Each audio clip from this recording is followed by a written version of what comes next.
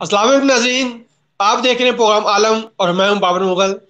नाज़रीन, इस वक्त हमारे दरमियान साबिक आईजी पुलिस मौका और दानिशवार साइदो रई मौजूद है। आइन से जो गुज़िश्ता दिनों कराची में जो नामनासब रवैया अख्तियार किया गया और जो नामनासब वाक़या हुआ मज़ार कायद पर, इस हवाले से इनसे बात करते हैं। अस्सलाम वालेकुम राय साहब। वालेकुम सलाम वरहमतुल्लाह वबरकातुह। और राय साहब, ये बताइएगा कि कराची में गुज़िश्ता दिनों जो नामनासिब रवैया अख्तियार किया गया है, जो जो वाक़या हुआ है मज़ार कायद पर, इस पर फौज की तरफ से भी कोर्ट ऑफ इंक्वायरी की रिपोर्ट आ चुकी है। तो इस हवाले से आप क्या कहते हैं? हाँ, ये बड़ा इस पर हम एक प्रोग्राम पहले भी कर चुके हैं। उस पर मैं कुछ व्यूज दे चुका हूँ। और आज इस हवाले से आप बात कर चुके हैं, ये लेकिन ये चूंकि ये ये रिपोर्ट ये आ चुकी है फौज की तरफ से कोर्ट ऑफ असल इंक्वायरी की। असल में असल में हमारा दुश्मन बहुत एक्टिव है। मैं आपको बताता हूँ, ईस्ट पाकिस्तान में मोदी ने जाकर फौज के खिलाफ हमला किया था। मैं वहाँ गवाह हूँ। वहाँ मैं 3.25 साल कैद ही रहा हूँ जब मोदी लड़ रहा था ईस्ट पाकिस्तान में फौज के खिलाफ, मुजीबुर रहमान। जी जी। ये वही मोदी, यही मोदी यहाँ एक पार्टी के साथ मिलकर भी पाकिस्तान पर हमला कर रहे हैं। जो पाकिस्तानी शायर हैं उन्होंने कायद आजम पर हमला, ये पहले टू नेशन थ्योरी पर हमला किया नवाज शरीफ ने। उसने कहा एक लकीर है कच्ची पक्की, काफरों और मुसलमानों में कोई फर्क नहीं है, खाना पीना रहना सहना इनका माशरती आदाब सब एक जैसे हैं। अब कायद आजम की स्पीच तो इसके खिलाफ थी। उसने तो बिल्कुल क्लियर कहा था कि हमारा और इनका सख्त जी खूनी जी। लकीर है तारीखी तौर पर। इनका खाना पीना अलहदा है, इनका रहना सहना अलहदा है, इनका शादी अलहदा है, इनके हीरोज अलहदा है, इनकी तारीख अलहदा है। तो कायद आजम का दो नेशन थ्योरी का तो ये बयानिया है।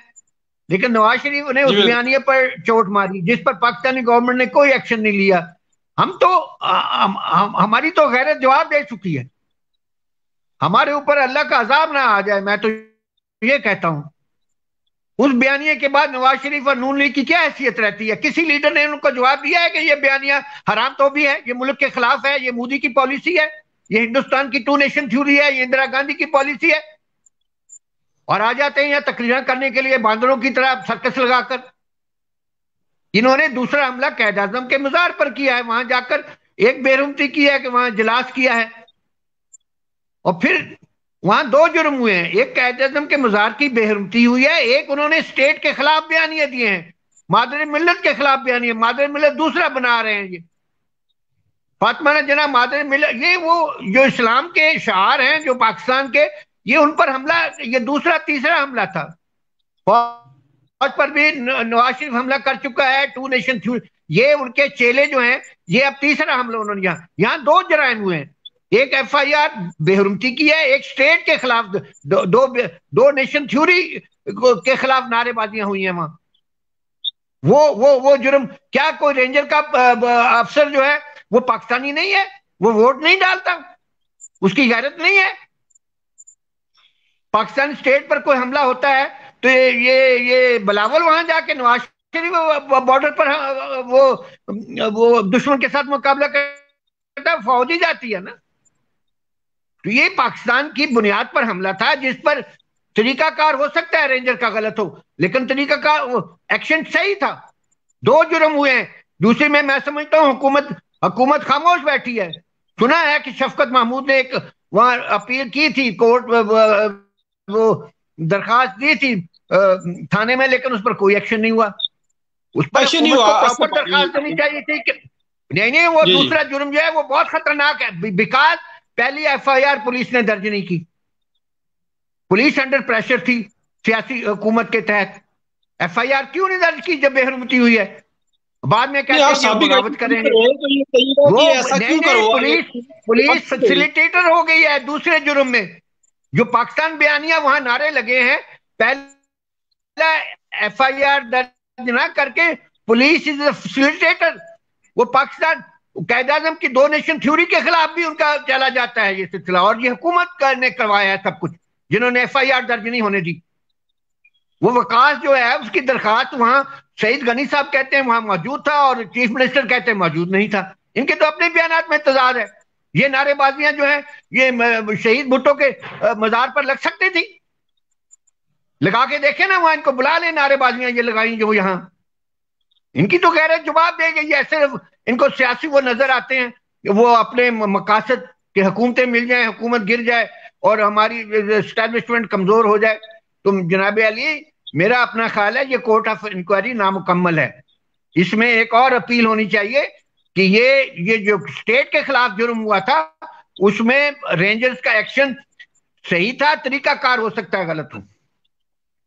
आईजी का कोई अगवा नहीं हुआ है, आईजी को बुलाया गया है कि एफआईआर क्यों नहीं दर्ज होती, यानी उसको कानून हमने रेंजर ने पढ़ाना है, उसको कानून का नहीं पता।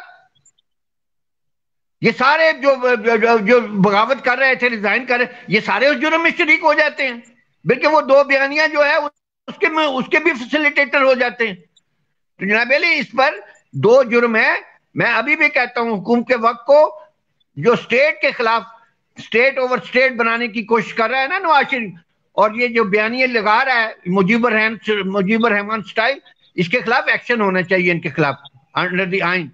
एक एफआईआर प्रॉपर दर्ज होनी चाहिए, एफआईआर प्रॉपर दर्ज नहीं हुई है, वो हुकूमत ने इधर उधर कर दिया, अदालतों में कोई बयान नहीं दिया, वो जनाब अली मजिस्ट्रेट क्या करे। इससे तो अच्छा फैसला कोर्ट ऑफ इंक्वायरी में आया है। हालांकि मैं अभी भी समझता हूं कि जो आर्मी के ऑफिसर से तरीकाकार गलत था, लेकिन उनका एक्शन सही था। वो जी ये बिल्कुल। चाहते थे कि एफआईआर दर्ज हो जाए, ये उनकी गैरत नहीं जवाब, उनको ये ख्याल नहीं है स्टेट के खिलाफ जो क्राइम हुआ है उसका तो पता ही नहीं राय है, साहब, वो राय केस दर्ज साहब होना लेकिन चाहिए। एफआईआर दर्ज नहीं, राय साहब लेकिन एफआईआर दर्ज ना हो सकी थी। नहीं नहीं, बाद में हुई है ना, वो अजीब उल्टी सीधी की है। ये बेबस थी, एक गवर्नमेंट और बस थी। एफआईआर जो टू नेशन थ्योरी के खिलाफ वहां नारे लगे हैं हुकूमत पाकिस्तान को, वो एफआईआर दर्ज करनी चाहिए। उसमें पुलिस भी फैसिलिटेटर है, क्योंकि एफआईआर में उन्होंने कमजोरियां करके ना दर्ज करके ये दूसरे टू नेशन थ्योरी पर भी दुश्मन की मदद की है। मैं यहां तक जाना चाहता हूं, ये पाकिस्तान है, हम गैरत वाले लोग हैं, दुश्मन के बयानियां यहां चलेंगे, कैसी बात करते हैं। तो जनाब अली, फौज ने बहुत अच्छा किया है कि अपना एक्शन ले। ये अपने इंक्वायरी रिपोर्ट क्यों नहीं देते बिलावल और मुराद अली शाह, ये क्यों नहीं देते। ये बड़ी तारीफ कर जी रहे हैं बिल्कुल, कोर्ट देनी ऑफ चाहिए इंक्वायरी थी। की, ये अपनी अपने अपना जुर्म जो है उसकी भी तो इंक्वायरी रिपोर्ट देना, फिर पता लगेगा क्या हुआ है वहां। फिर मैं तीसरी दफा बात करूंगा, जरा इनका भी आ जाए ना बयानिया। ये कोई पुलिस है यहाँ, इन्होंने पुलिस को खराब करके रखा हुआ है। आईजी का कोई किसी नहीं, आईजी अंडर प्रेशर था, आईजी अंडर प्रेशर था मुराद अली शाह और बिलावल की तरफ से कि ये केस दर्ज नहीं करना, वरना उसकी कैसी हिम्मत बढ़ सकती है कि कैद आजम के मजार की बेहरमती हो, वो पाकिस्तानी नहीं है और वो जनाब अली चुप रहे। मैं नहीं समझता कि आईजी इसमें डायरेक्टली, हाँ वो खामोश रहकर वो मुजरिमों की पनाह को पनाह देने में जरूर शरीक हो, फैसिलिटेटर हो गया है। और जो जिन्होंने रिजाइन किया है, जिन्होंने बगावत की है, जो आइन के खिलाफ है पुलिस, वो भी फैसिलिटेटर हुए हैं, अंडर प्रेशर हुए हैं। तो जनाब अली, ये अभी कोर्ट ऑफ इंक्वायरी में बहुत शुक्रिया राय अभी ये साहब, रिपोर्ट जानी आपका मौक़िफ़ चाहिए। सामने आ गया। हाँ नाज़रीन, ये थे साबिक आईजी पुलिस मौका को दानिश सईदरी साहब, हमारे दरमियान मौजूद थे। बहुत ही जज्बात में आकर बातें कर रहे थे, और जज्बात में आना भी मैं समझता हूँ कि मुल्क और आवाम के मफाद में वो तो जज्बात अच्छे लगते हैं। और इसी के साथ आपसे हम इजाज़त चाहते हैं। देखते रहिएगा प्रोग्राम आलम और आलम टीवी, और इसके साथ ही आपसे इजाज़त चाहते हैं। नाज़रीन, अल्लाह हाफिज़।